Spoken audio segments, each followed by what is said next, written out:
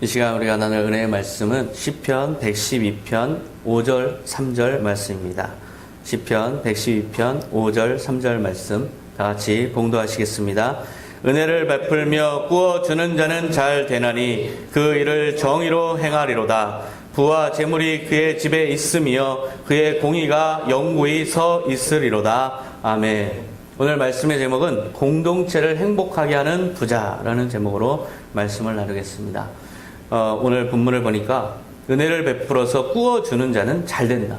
그리고 정의로 그 일을 행한다. 그리고 그 부와 재물이 그의 집에 있고 그 공의가 영구하게 서 있다. 이렇게 축복의 말씀이 우리에게 전해지고 있어요.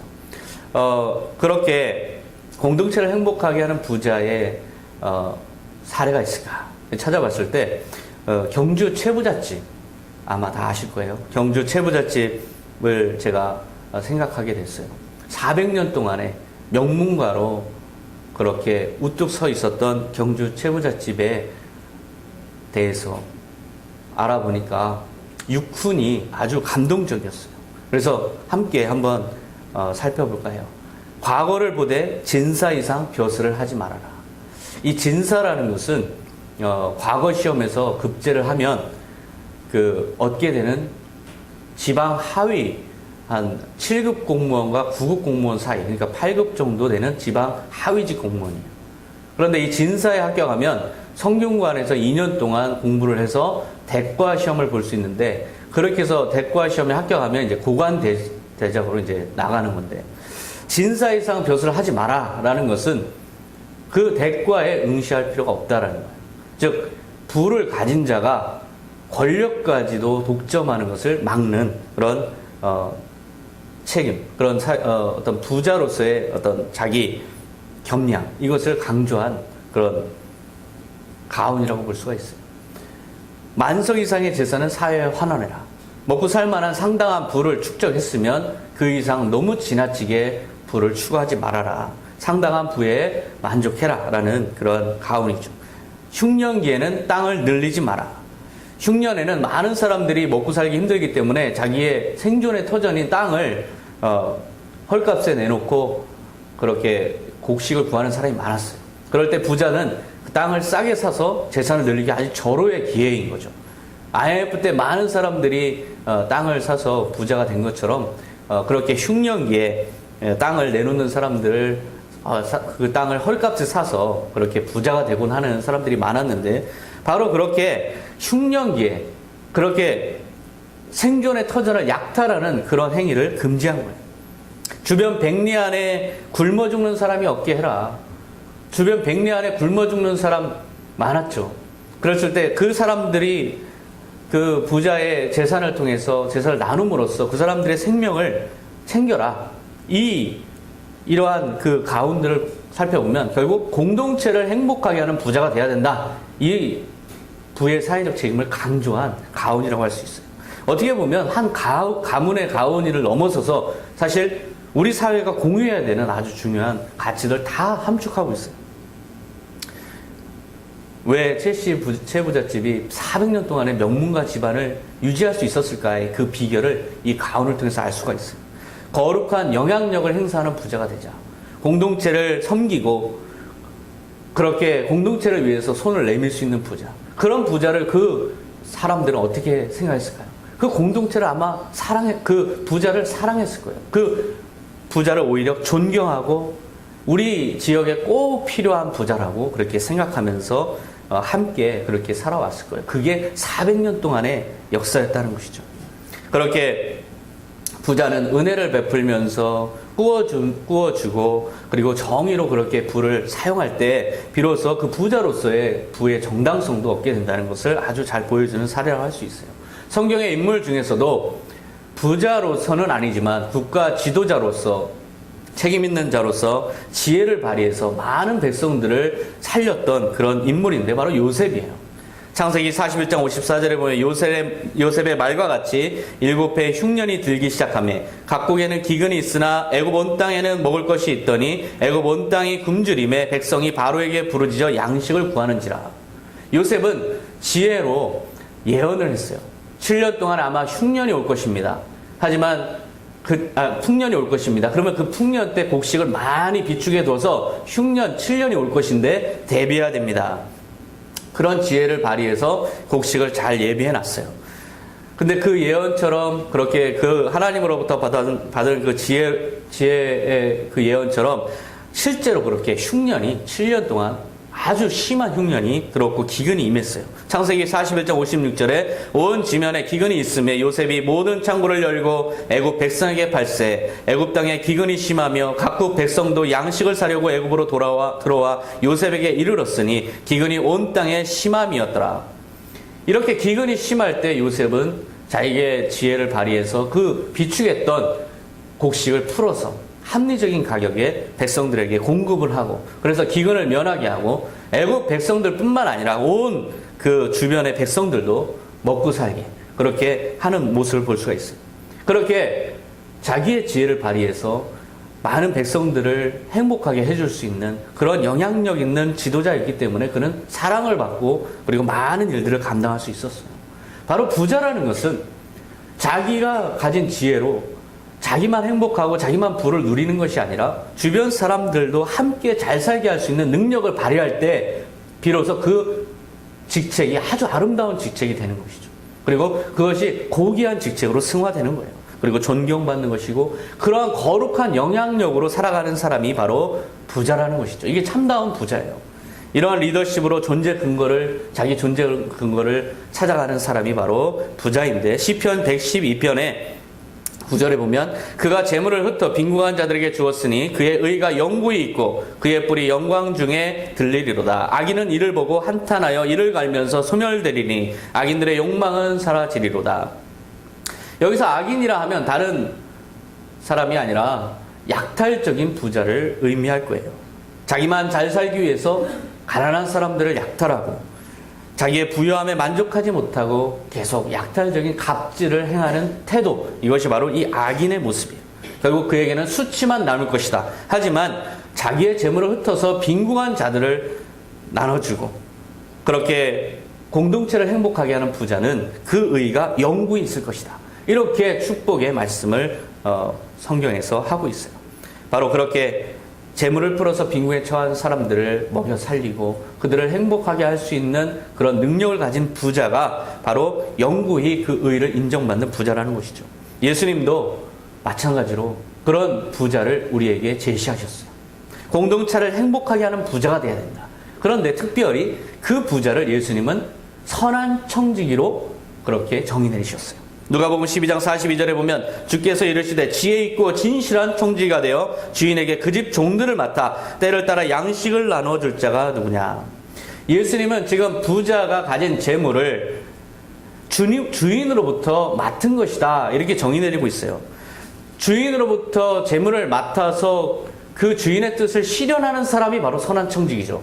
그런데 예수님이 우리가 가진 부를 바라보는 관점은 바로 하나님께서 이걸 맡기셨다.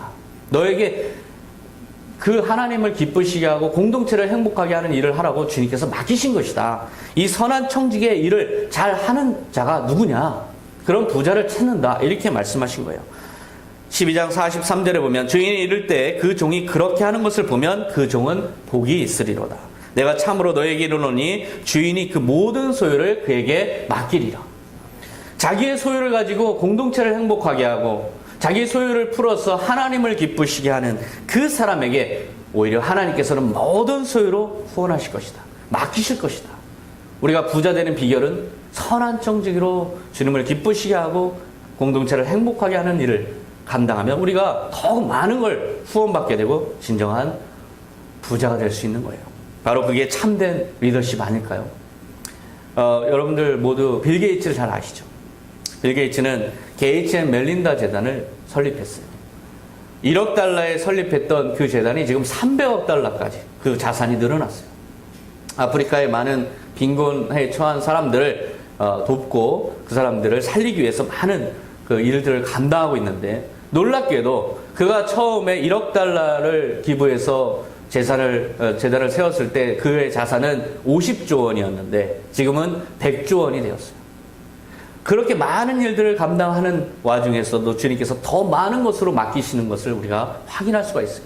바로 그런 일들을, 선한 일들을 감당하는 자에게 주님께서 더 많이 맡기실 때 그 사람의 부의 정당성에 대해서 누가 문제를 제기할 수 있겠어요? 워런 버핏과 구글 회장인 에릭 슈미트는 미국 의회를 찾아갔어요. 가서 부자에 대한 증세를 요구했어요. 우리가 지금 연 매출이 10조인데 200억 이 법인세가 웬 말이냐. 법인세 더 올려라. 글로벌 자산세 더 올려라. 이렇게 요구했어요. 우리 그런 소식 들어본 적 있어요? 우리나라 재벌들 중에 세금 올려달라라고 하는 그런 요구 들어본 적이 없죠? 바로 그렇게 부를 가진 사람들이 사회적 책임을 다하겠다. 내가 이 사회에 더 많은 기부와 더 많은 영향력을, 더 많은 선한 영향력을 발휘하고 싶다라고 하는 그들의 태도에 대해서 누가 감히 저 사람들의 부가 부끄럽다라고 책망할 수 있겠어요? 비난할 수 있겠어요? 그들이 누리는 자신의 부의 정당성에 대해서 아무도 비난할 사람이 없다고 저는 생각해요. 우리 사회 부자들과는 많이 다른 모습이죠. 우리 사회는 참 부자들의 수치가 날마다 뉴스에서 지금 나오고 있어요. 하이에나 부자들이란 말을 들어보셨어요?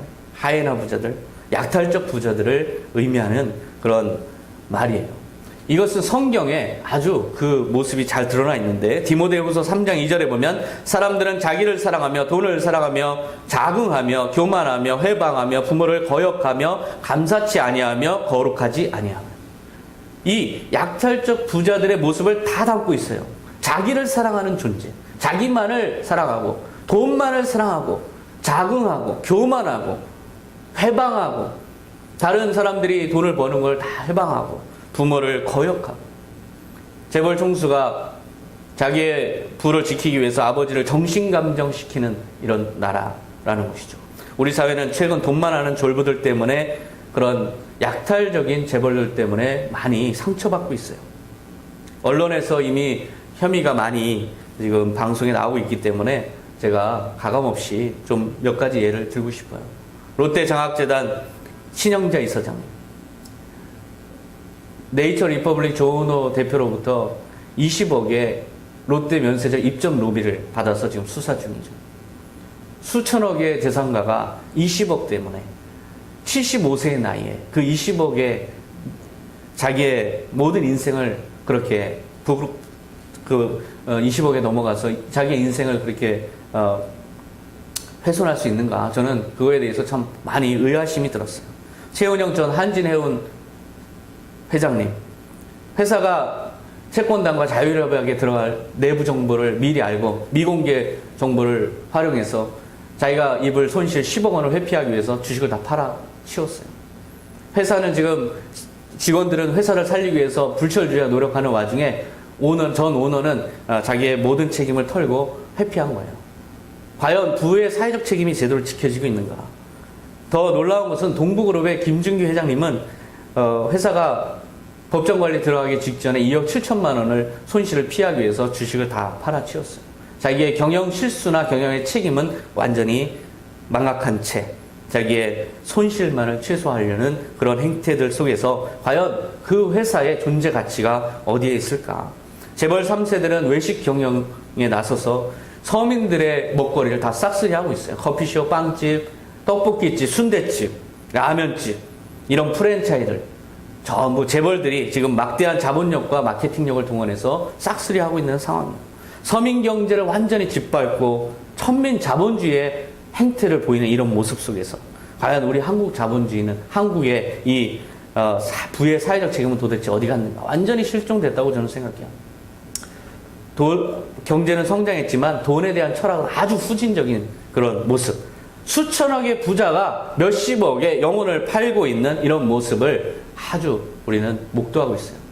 보수 언론이라 할 수 있는 조선일보의 그 박정은 논설 주간은 초원의 포식자 하이에나를 닮았다. 그래서 하이에나 부자들이라는 칼럼을 썼는데 제가 그거에 읽어본 적이 있어요. 하이에나는 어떻죠? 마지막 살점까지 다 뜯어먹죠. 그래서 완전히 남기질 않아요. 그래서 초원의 포식자라고 해요. 부자들이 지금 보이는 행태랑 똑같죠. 돈이 된다 싶으면 모든 걸 다 싹쓸이하는 그런 정글 같은 세상을 비판하는 그의 글이었어요.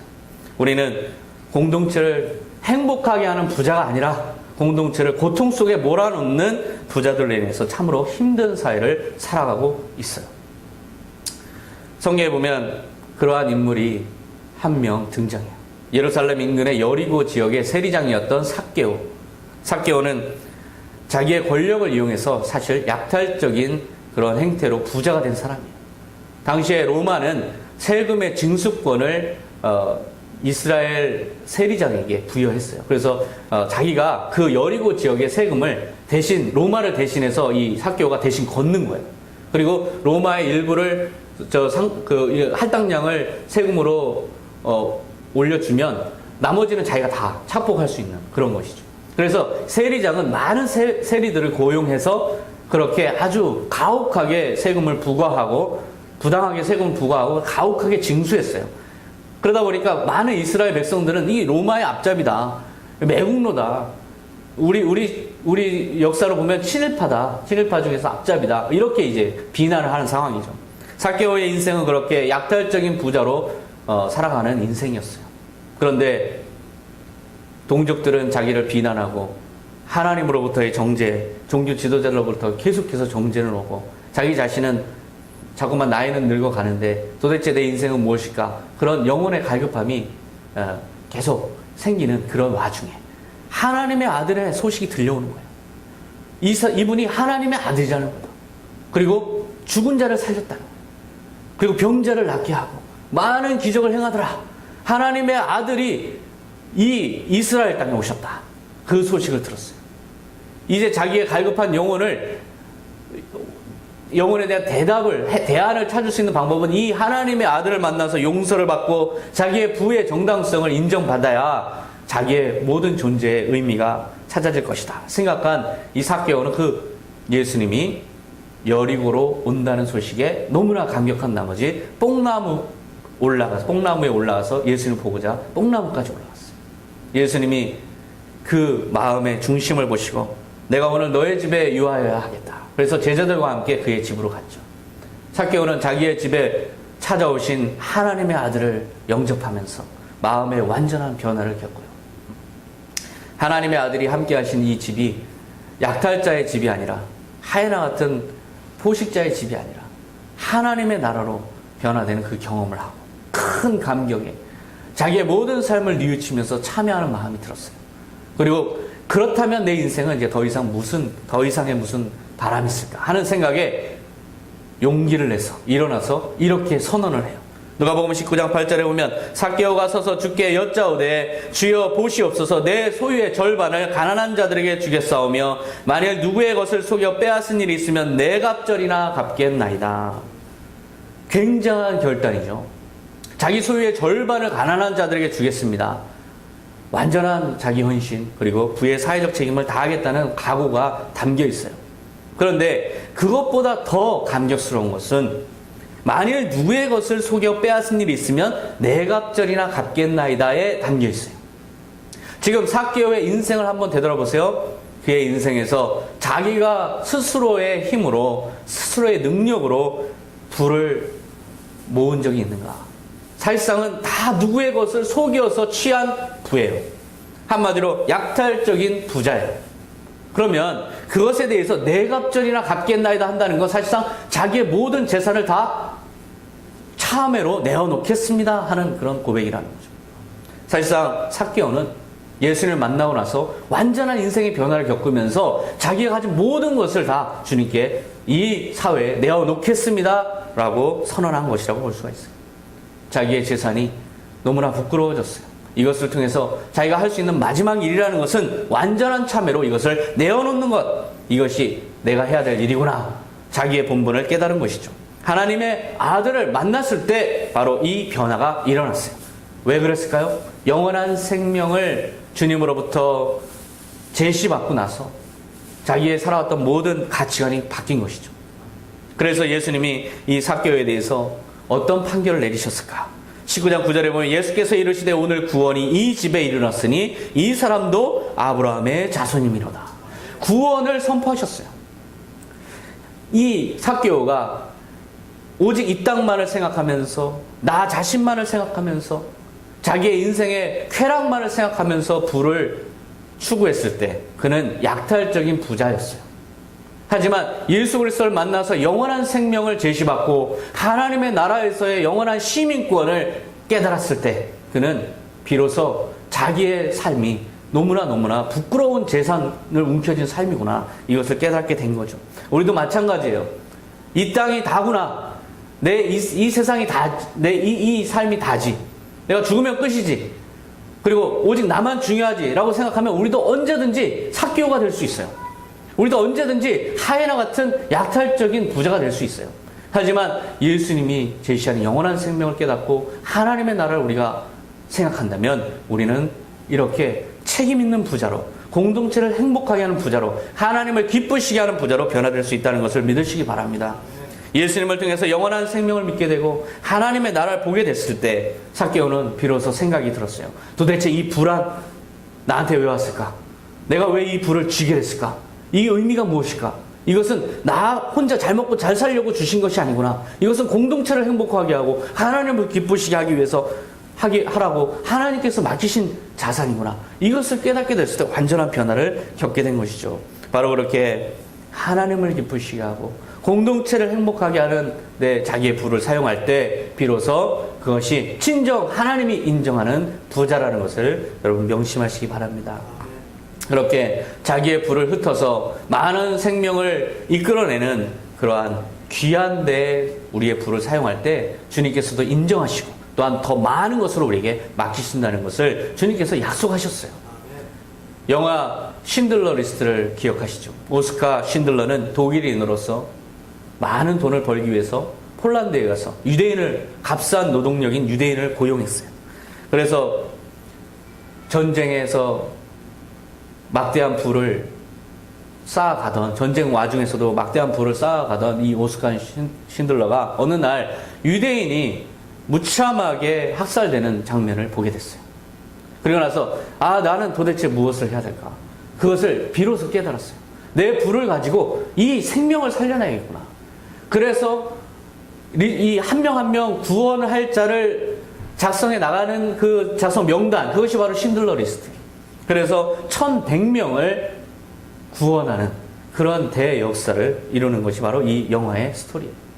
그랬을 때 그 부가 어떤 의미일까? 생명을 살리는 부.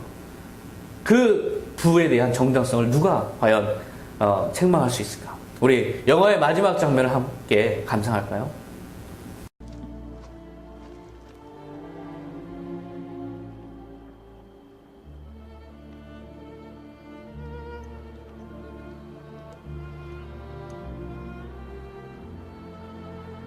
It's Hebrew from the Talmud. It says, "Whoever saves one life saves the world entire."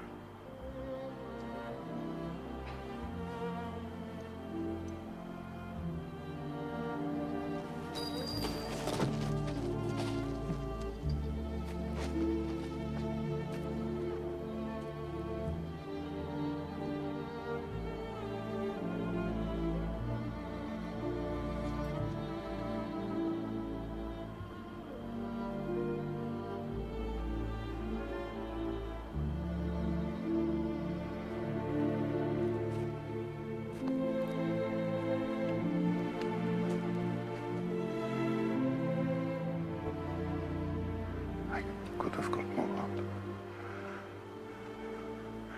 I could have got more. I don't know if I just... I could have got more. Oscar, there are 1,100 people who are alive because of you. Look at them. If I'd made more money...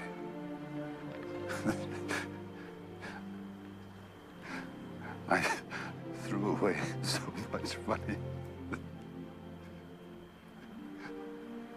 You have no idea. If I just... There will be generations because of what you did. I didn't do enough. You did so much.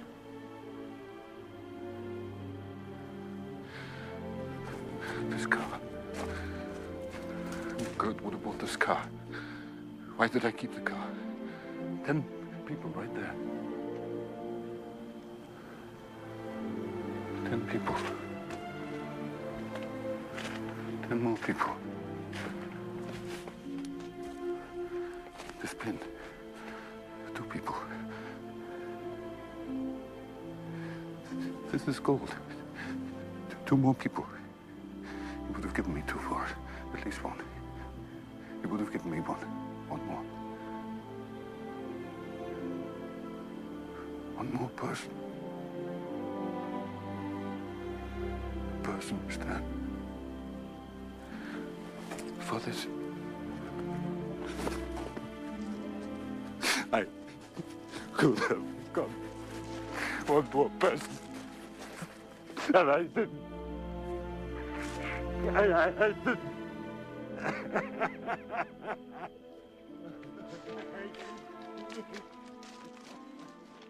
한 명을 더 살리기 위해서 마음 아파하는 신들러의 모습을 보면서 저런 부자와 함께한 1100명은 얼마나 행복했을까. 저런 사람이 있었기 때문에 진정한 생명을 얻었던 이 1100명의 감동을 한번 생각해 보세요. 여러분 모두 생명을 살리는 부자가 되시기를 바랍니다. 우리에게 부를 주시는 것은 바로 생명을 구원하고 영혼을 구원하라고 그 영혼 구원 자금으로 우리에게 주시는 거예요. 하나님이 후원하는 것이지만 우리가 충성을 다한다면 주님께서는 우리에게 영원한 부로 더 많은 것을 맡기신다고 말씀하셨어요. 누가복음 12장 33절에 너희 소유를 팔아 구제하여 낡아지지 아니하는 배낭을 만들라. 곧 하늘에 둔 바 다함이 없는 보물이니 거기는 도둑도 가까이 하는 일이 없고 좀도 먹는 일이 없느니라. 너희 소유를 팔아 구제하여. 그러면 주님 제 모든 소유를 다 팔아서 가난한 사람 다 나눠주면 저는 어떻게 먹고 삽니까? 저는 도대체 뭐가 남습니까? 그런 의미로 말씀하지 않으셨어요. 곧 하늘에 둔 바 다함이 없는 보물이니 영원한 부로 갚아주신다고 주님께서 말씀하세요. 그 모든 것들을 만약에 아무도 지켜보는 사람이 없다면, 아무도 관심 갖는 사람이 없다면 자기의 소유를 팔아서 구제하는 것 의미가 없을 수도 있어요. 하지만 주님께서 그 모든 것을 바라보시면서 영원히 기억해 주시고 영원히 갚아주신다고 말씀하시기 때문에 우리는 주님께서 그렇게 명령하신 대로 우리의 부를 풀어서 공동체를 행복하게 하고 영혼을 구원하는데 우리가 사용할 수 있는 그러한 넉넉한 마음이 생기는 것이죠. 영원한 부를 추구하라. 그러면 하나님, 그것은 곧 하나님의 나라에 투자하는 것인데 그것은 바로 예수 그리스도를 위해서, 곧 나를 위해서 그렇게 영혼 구원에 투자하라. 이것이 바로 주님의 말씀이에요. 이런 삶을 사는 것이 예수 그리스도의 선한 청지기로서 살아가는 삶이고 이것이 바로 우리의 삶에 있어서 가장 고귀한 직책이에요. 우리가 무엇이 될까요? 우리가 무엇이 되기를 소망해야 될까요? 바로 공동체를 행복하게 하고 하나님을 기쁘시게 하는 부자가 되기를 다 우리는 소원해야 돼요. 디모데전서 6장 17절에 내가 이 세대에서 부한 자들을 명하여 마음을 높이지 말고 정함이 없는 재물에 소망을 두지 말고 오직 우리에게 모든 것을 후히 주사 누리게 하시는 하나님께 두며. 우리가 돈이 많이 벌리면 우리 마음은 점점 높아지는 경향이 있어요. 하지만 그 모든 것의 후원자가 바로 하나님이시라는 것을 우리 명심해야 돼요. 정함이 없는 재물에 우리의 소망을 두지 말고 그것을 통해서 주님을 영광롭게 하고 주님께 영광을 돌리는 그 일에 우리가 최선을 다하는 것, 이것이 바로 진정한 부자의 모습이라는 것을, 하나님이 기뻐하시는 부자의 모습이라는 것을 기억하시기 바랍니다. 저는 돈을 많이 벌기 위해서 그렇게 열심히 뛴 적이 있어요. 그때 주님께서 저에게 환상으로 보여주신 제 환상을 간증드릴까 합니다. 주님께서 큰 손으로 저에게 돈다발을 제시해 주셨어요. 저는 그거를 보면서 너무나 환호하고 열광했어요. 주님이 저에게 드디어 축복을 주시는구나.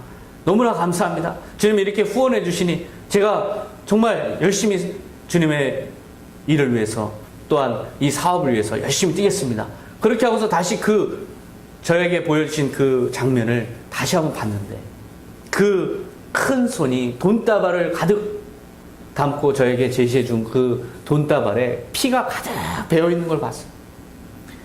그 돈이 피가 가득 흥건하게 예수님의 보혈이 가득 밴 그 돈을 저에게 주시는 그 장면으로 바뀌어 있었어요. 그 환상. 그걸 보면서 저는 너무나 회개했어요. 주님 죄송합니다. 제가 주님께서 후원하시는 자금을 제 목적을 위해서 우선 생각했다는 것 정말 죄송합니다. 이것은 주님께서 저에게 주시는 영혼 구원 자금인 것을 제가 망각했습니다.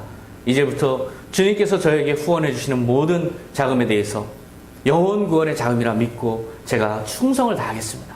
제가 그렇게 재물관이 바뀐 적이 있어요. 바로 그렇게 우리에게 주시는 모든 분은 하나님께서 우리에게 공동체를 행복하게 하고 하나님을 기쁘시게 하기 위해서 주시는 후원 자금이라는 것을 명심하시기 바랍니다. 바로 그것이 우리의 부에 대한 바람직한 태도예요. 디모데전서 6장 18절에 선을 행하고 선한 사업을 많이 하고 나누어 주기를 좋아하며 너그러운 자가 되게 하라. 이것이 장래에 자기를 위하여 좋은 터를 쌓아 참된 생명을 취하는 것이니라. 우리가 부를 취했을 때 그것을 가지고 선한 사업을 많이 하라고 성경에서는 제시하고 있어요. 근데 그 선한 사업을 많이 하는 게 그저 좋은 일을 하는 것이 아니라 그것을 넘어서서 공동체를 행복하게 하고 하나님을 기쁘시게 하고 또한 무엇보다 자기에게도 참된 생명을 취하는 것이라고 성경은 분명하게 제시하고 있어요. 우리는 모두 부자 되기를 소망해야 돼요. 그런데 하이에나 같은 부자, 약탈적인 부자가 아니라 생명을 살리는 부자가 되기를 소망하시기 바랍니다. 그래서 그 부를 후원하신 주님을 기쁘시게 하고 공동체를 행복하게 하고 또한 자기 자신도 영원한 생명을 놓치지 않는 영원한 하나님의 나라에서도 영원한 부를 누리시는 그러한 축복된 우리 선한 청지기 성도 여러분 되시기를 바랍니다. 기도하겠습니다. 하나님 아버지 감사합니다. 부를 추구하는 사람은 많지만 정당한 부를 추구하는 사람은 적습니다.